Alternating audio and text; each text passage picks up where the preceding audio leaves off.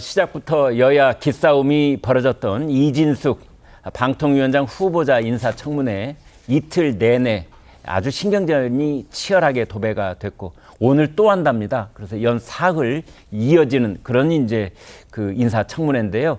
후보자 자질을 검증한다는 청문회 취지에 무색하게 최민희 과방위원장 대 이진숙 방통위원장 후보자의 설전이 계속됐습니다. 어제는 무엇 때문이었는지 보고 오겠습니다. 그때 MBC의 인트라넷이 해킹당했던 자료입니다. 잠깐 질의 중단하시고 이거 주세요. 그거 내리십시오. 지금 피켓 투쟁하십니까? 그 자연인 이진숙이 아니시라면서요. 저게 얼마나 우스꽝스럽습니까? 양속으로 이렇게 드는 거 전 처음 봤어요. 보셨습니까? 이진숙 후보자는 나이가 몇 살입니까? 개인정보에서 말씀드리지 않겠습니다. 이진숙 후보자는 기자하셨죠? 예. 후보자가 피켓을 양쪽으로 들고 진짜 코믹하게 이 위원회를 조롱하는 이런 행태를 하시는 걸 보셨습니까? 저런 조롱할 생각이 전혀 없습니다. 이게 양쪽으로 드는 순간 제가 마주 보니까 그게 너무 코믹하게 보였습니다. 양쪽에 피켓을 들고 샤우팅하는 피켓 투쟁하는 그런 후보자가 있었습니까? 이건 피켓이 아니라 자료입니다. 자료를 한 손으로 들어서 제시하는 것은 가능하고 두 손은 안 된다는. 사과하십시오. 양쪽으로 피켓 든 전례가 있었어요? 박영선 장관 후보자. 아니 제가 얘기했잖아요. 양손으로 든 거 가져오세요. 제가 깜짝 놀랐습니다. 양손으로 이렇게 들어 올려서. 위원장님 본인이 불쾌하니까 사과해라 라는 말씀입니까? 네, 절에서 신문 제목에 코미디다 이제 이런 말이 나오는 겁니다. 아무튼 저 영상은 이제 어제 있었던 일인데요. 방금 속보 전해드린 것처럼 방송통신위원회 출범한 이후로 초유의 사태로 지금 방송위원이 0명 제로가 되는 그런 상황이 지금 이 시간 현재부로 시작이 됐습니다. 그래서 방송통신위원장이 임명되고 그다음에 아마 대통령이 방송통신위원장 부위원장 방송통신위원회 부위원장을 곧바로 지금 이제 임명하지 않을까. 후보 이름도 지금 거론이 그간에 되고 있었습니다만 이제 이런 상황입니다.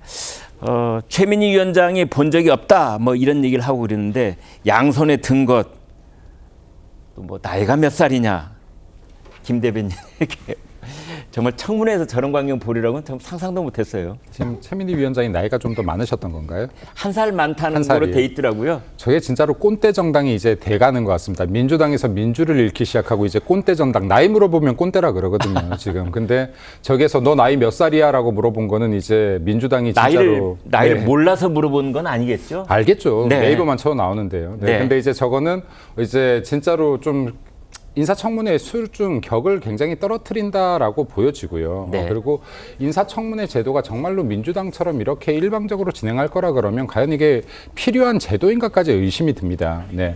인사청문회에서 정말 이 사람이 이 역할을 잘 해낼 수 있는지 좀 자질 검증 차원으로 들어가야 되는데 이건 인격모독뿐이 안 남은 것 같아요. 국민들 네. 보시기에도 굉장히 눈살 찌푸리실 것이고 그리고 최민희 위원장 같은 경우는 이 방송들 인사청문회가 온 국민이 보고 계시고요. 여기 국민들 중에서 최민희 위원장보다 나이 많은 숱한 어르신들이 계십니다. 그분들께서 최민희 위원장께 묻습니다. 몇 살입니까? 네. 네, 웃지요. 네, 저희가 뭐 저런 문제를 심각하게 이제 얘기할 건 아닌데요. 그런데 한 가지 짚어볼 건 있습니다. 왜냐하면 피켓 시위를 합니까? 라면서 이제 두 손입니까? 또 한 손입니까? 이제 그런데 같은 당인 박영선 전 의원이 이제 한 피켓을 두 손으로 들지는 않았어요. 두 장의 티켓을 각각 들긴 했는데 양손을 동원한 건 또 맞고 이러는데 이동학 위원께요. 자, 저런 거 팩트 체크를 우리가 해야 됩니까? 그렇습니까? 제가 봐도 조금 우스운 상황인 것 같습니다. 네. 그런데 이제 저 기반에는 기본적으로 감정이 서로 상해져 있다는 것이 딱 보이죠. 네. 국민들께서도 아마 이렇게 교착 국면으로 계속해서 국정이 운영되는 것에 대해서 굉장히 우려를 하고 계실 거예요.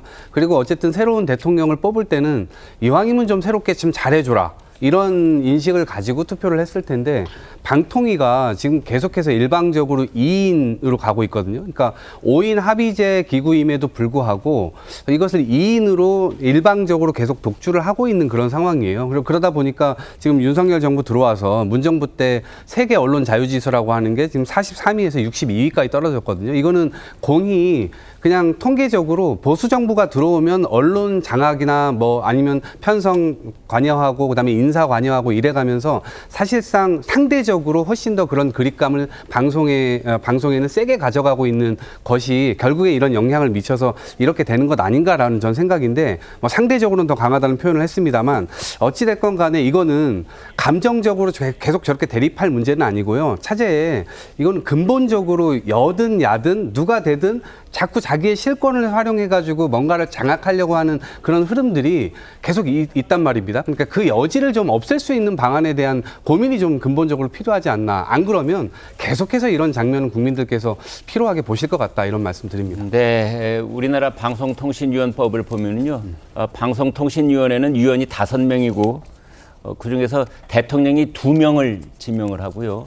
그다음에 나머지 3명 중에 1명을 여당 그리고 2명을 야당 이렇게 하도록 되어 있습니다. 그래서 대통령과 여당을 합하면 3명을 집권 여당이 지명을 하고 이제 야권에서 2명. 그래서 그 입법 취지는 정권이 바뀌면 새로운 국정 운영을 담당하는 쪽에서 3명 3대2로 방송통신위원회를 주도권을 가지고 운영하도록 그렇게 취지는 돼 있습니다만 그게 언제부턴가 이게 이제 삐뚤어지기 시작하면서 이게 악순환의 고리가 지금 굴러가고 있는 상황이다. 이렇게 정리를 해볼 수가 있겠습니다.